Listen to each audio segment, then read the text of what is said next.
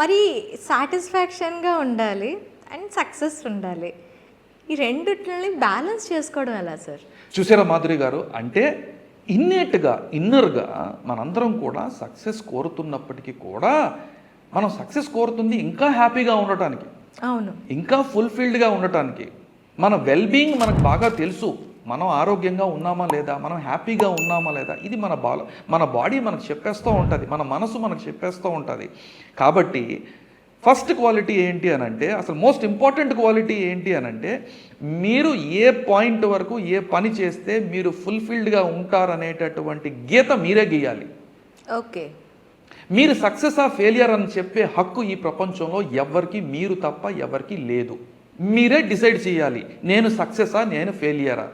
Including మీ parents, మీ brothers, మీ sisters, మీ family members, మీ relations, ఎవరికి కూడా హక్కు లేదండి మీరు సక్సెసా ఫెయిలియరా అని డిసైడ్ చేసే హక్కు ప్రపంచానికి లేదు.